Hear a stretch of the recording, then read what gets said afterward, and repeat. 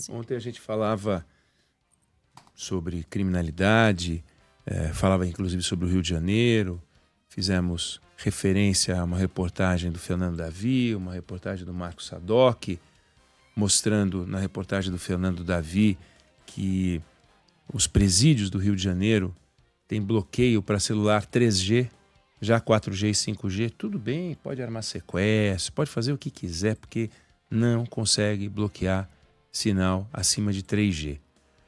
Mostra que as autoridades não têm o menor controle sobre a criminalidade, nenhum controle sobre a criminalidade, no lugar onde a criminalidade está presa, né? Não consegue nem se mexer. E na reportagem do Marco Sadoc, ele mostrou um fuzil que derruba drone da polícia. Um fuzil que, junto com o radiocomunicador, pode custar quase 2 milhões de reais, que os traficantes têm. A gente mostrou aqui nos últimos dias os sequestros de ônibus, né? Manda todo mundo descer do ônibus, vira o ônibus e taca fogo.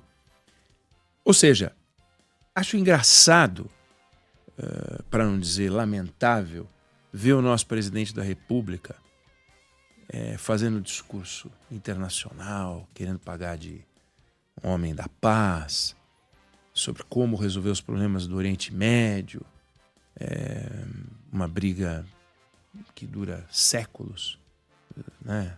Séculos eu digo, do ponto de vista religioso, mas dura décadas, do ponto de vista militar. E aí ele tem uma ideia de vamos sentar e vamos conversar e tal. Por que ele não senta e conversa aqui no Rio de Janeiro, por exemplo? Por que ele não senta e conversa na Bahia, por exemplo? Ele acaba com a criminalidade, senta lá, resolve. Senta lá, não é só sentar. Então é o seguinte, quando você tem bandido, quando você tem criminoso, tem que fazer alguma coisa. Não tem cabimento. As imagens, gente, quem está ouvindo pelo rádio, depois é recomendável que veja essas imagens. Você vai poder ver essas imagens na rede social. É um negócio horroroso, horroroso. Essas imagens vão correr o mundo. E não é só porque vão correr o mundo, não. Não é porque nós vamos ficar com vergonha internacional. É o pavor no rosto das pessoas que estão indo para o trabalho, voltando do trabalho, e elas têm que proteger a vida. Uma coisa é você lutar, quando a gente fala assim, estou lutando pela minha vida, mas lutar pela vida no sentido de dar uma boa vida para a família, né? Juntar patrimônio, comprar uma casa, trocar o carro. Só que você usa a lata do ônibus, a lata da van, a lata do carro para se proteger de um tiroteio. Por quê? A bandidagem faz as regras e a polícia está lá, se virando como pode no Rio de Janeiro, sem apoio nenhum do governo federal, sem apoio nenhum do governo dos outros estados.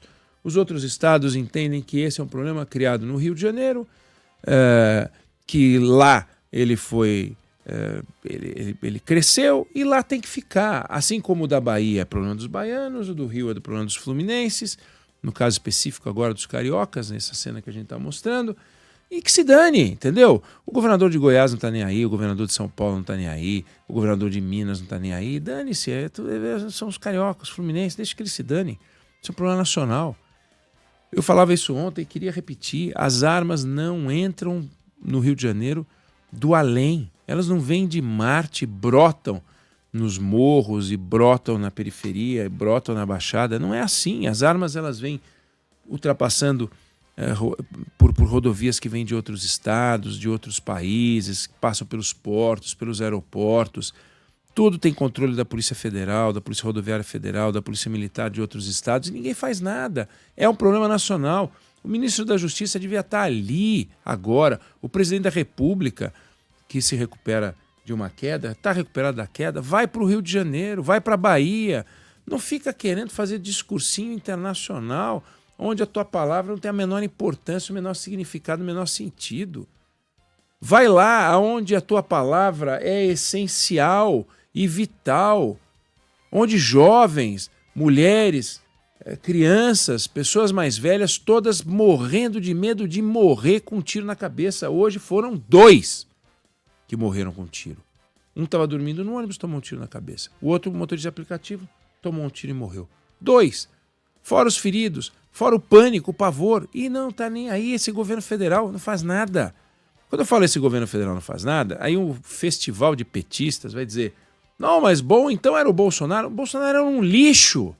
O governo Bolsonaro foi um lixo na área de segurança. O governo Lula é um lixo na área de segurança.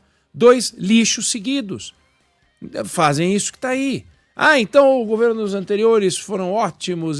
Não! Mas nós estamos gerando monstros. As facções fazem o que querem, a milícia faz o que quer, os traficantes fazem o que querem. E nós é que ficamos reféns. E ninguém faz nada. Essas autoridades estão absolutamente aparvalhadas. São um bando de parvos olhando para o que está acontecendo e deixando todo mundo... É chocante ver essas imagens. Enquanto eu estou falando, eu vou vendo as imagens. Todo mundo jogado no chão, gente. Jogado no chão. E aí olhamos para outros lugares do mundo como se fôssemos seres superiores. Nós, em Brasília, no nosso Palácio do Planalto, na minha sala presidencial, fazendo regras para o mundo. Como eu não consigo limpar o meu quintal, que está cheio de bandido, cheio de monstro, cheio de gente armada com fuzil e matando a sociedade brasileira. E isso o governo não se mexe. É uma vergonha nacional.